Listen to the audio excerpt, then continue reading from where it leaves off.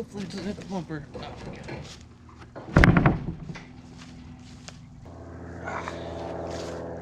God. Perfect.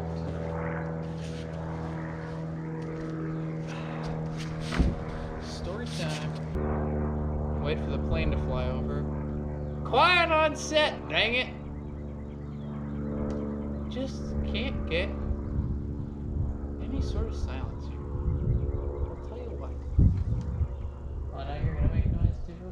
She whiz.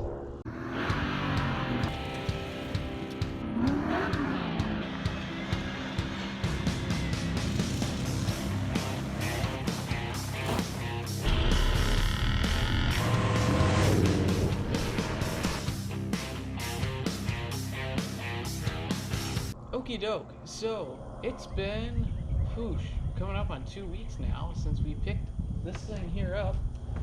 And we've been able to, through a number of different connections, figure out some more history on this car. So, as we can figure out, there was five previous owners before we have acquired our car. First one, and most obvious, the New York State Police Department. Thanks to some connections in the New York State Police Department, on a whim, I emailed the public New York State Police email. Big thank you to Sergeant Chris Santoro and John Miller of the New York State Police Department for helping me out with some questions and giving me some information on what it will take and what these cars look like new. John Miller actually has a pristine example of what one of these cars looked like back in the day. I'll throw up a picture of it. Anyways, from what we've learned there, we have learned that there was 20 of these B4C Camaros that were put into service through the New York State Police Department. All of which were equipped with 350s, the L98s, and automatics. No sticks, no 305s, highest horsepower thing they could get, with AC, which was very nice. Our sources said that these cars were hardly ever, if ever, run in the rain or snow. These were fair weather vehicles only. On that note, the way that we can identify our vehicle is 100% a New York State Police vehicle by a small silver tag we have found in the driver's side door jamb. It's got a 92 and then 2 zeros and then an 02. The 92 indicates the year the car is put into service in the New York State Police, and then number 2, the 002, is actually the number vehicle it is. So this was the second vehicle put in for the 92 model year for the New York State Police Department. This car would have served up until it had roughly 100,000 miles on it, at which point it was auctioned off. Something else we learned from our New York contacts was that these cars should, in certain places on the cars, have little stampings, which would be a number, a letter, and 2 numbers to indicate where the cars were stationed. Unfortunately, due to the fact that we don't have a stock hood on here, or at least not the hood that came with the car, we don't have the plastic intake manifold or intake piece that came with the car, which are the 2 main places where these markings would have been. We don't know where this car was stationed in New York. That is a big bummer, but maybe we'll find something as we're working through the car. On top of that, these cars, I mentioned that they were in service till they hit roughly 100,000 miles and then auctioned off. They also were in service roughly till 1998. Our contact that actually owns 2 of these cars said that he joined the force right around 1996, and that he got to experience these cars when they were in service. From there, it was auctioned off to a private owner in Massachusetts, I believe. Might have been Maryland. I believe it was Massachusetts. Anyway, this owner bought it for his daughter, who, well, how do I put this lightly? She enjoyed the car. Allegedly, she got in some trouble with it. May or may not have been a police chase. It's unconfirmed.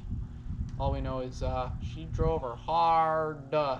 From there, the car probably took quite a bit of the hard love we see here. So the way that we got that little tidbit of information was we found a ad on an LS1 forums post where a guy was selling this exact car, back in 2010, and it had a number attached to it, and that ended up being private owner number 3, owner number 4 in the long run. So backtracking, that's how we got this information. Then it was bought by someone in Wisconsin who maybe drove the car around a little bit. Haven't been able to, there wasn't much information on that guy. But what we do know is this person, this second private buyer, the third owner, definitely had no idea what he had, because the guy who we called, whose number we got off the LS1 forum, actually found this car while he was responding to a parts post. This car was posted to be parted out. That's right, this car nearly died. It nearly had its guts ripped out and placed into various F-bodies in the greater Wisconsin area. So our LS1 forum person ended up buying this car after going to actually scavenge parts for a different one of his cars, and he realized what this car was and just had to buy the whole thing. From there, he did fix it up a little bit. From what he told us, he said he dropped the tank and cleaned it out, put a new fuel pump in it, some new-ish injectors, as he described, and I think that was the majority of it. But bottom line is he got the car running, from which point it was sold to private owner number 4, owner number 5 in total, which is Joe, the guy who we bought it from. By the way, in the previous video, again, this is not Joe Dirt. Joe Dirt is one of the other previous owners who did this to the poor thing. Joe, the guy who we bought it from, very nice guy. Can't say enough about his collection. He had some of the most beautiful, most rare Camaros you've ever seen. I mean, 69 Indy pace car replica, 396 with a 4-speed.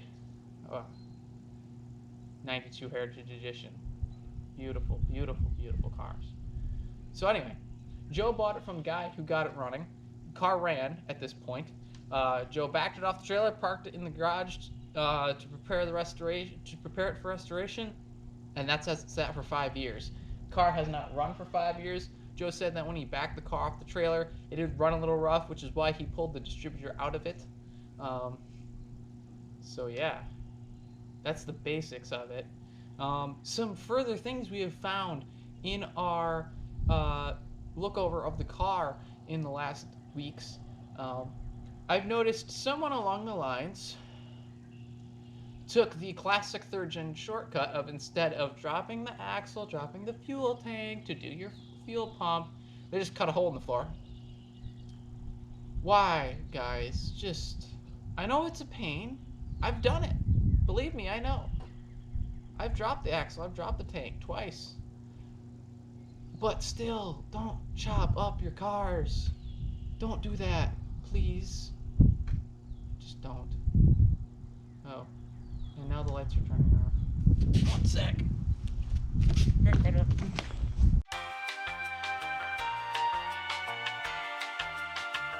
Gosh dang it, what you doing now? Come on now, there we go.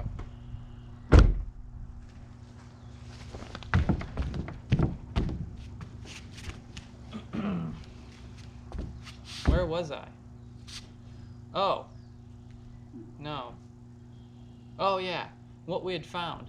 So yeah, hole cut in the floor, but in the ECU, we took the whole access panel off and discovered this girl's got a tuned chip in her. That's right, we're gonna squeeze every last horse torque out of that there 350. She's gonna be quite the ripper. Oh, so there is a New York cars and other states, B4C cars had a little sticker on the dashes. I'll attach a picture of it, that said, "Use overdrive in case of pursuit," or something of that sort. This car would have had it when it was new. It does not currently have it, but by luck of eBay, we were able to find a brand spanking new sticker that it would have had. So we have ordered it, we got it, we're gonna put it in. Also, the spotlight. I mentioned we were gonna put one of those back in the car. Thanks to our contact in the New York State Police, he was able to get us the make and model of the spotlights that they used back then. So we will be able to get a period correct model spotlight for this car. Boy, what else? Boy, I'm really starting to run out of light here. Parts, like I mentioned before in the walk around of this car, parts of this car are actually quite affordable. Like, for example, the grill here, it's got overspray all over it. May as well just replace it. $30. Quite a deal. Front splitter here, it's might be repairable, but a new one's like $400. It's not bad. So yeah, that's the basic rundown of the history of this car leading up to us. I might add like an update if I learn more about it. If I ever find something about like that little identifier for where the car was posted in New York or something like that. We've been trying to figure out what we're going to name the car. We got a couple options. Feel free to bleep bloop something in the comments about like what you think of a good name for it. A couple current thoughts we have is Max, as in Mad Max, because he was a Highway State Patrol officer before the apocalypse hit. Hopefully that's not what we're about to go into. That'd kind of suck. Second is Lieutenant Dan. And now you may be wondering, but it has legs. I know it has legs. I mean, the tires need to be replaced, but it has legs. The idea behind it is the car was rescued from the dead. Like I said, the car was nearly parted out. It was nearly died. So, kind of like in Forrest Gump, where Lieutenant Dan almost died, this car almost died, Lieutenant Dan. A couple other basic names. We were thinking like Trooper, as in State Trooper, or maybe like Sergeant, something of that sort. But yeah, if you have a good idea, by all means, throw it in the comments. Love to see it. Love to hear what you think about it. So unfortunately, my GoPro died. Dang it. But I got through the general story. Like I said, if you have any ideas for the name, feel free to throw it in the comments. We'd love to see it. If you enjoyed this video, please, follow along. We'd love to have you along on this build. It might take us a little bit to get to it, but we're really excited for it. I hope you enjoyed this video and hope you have a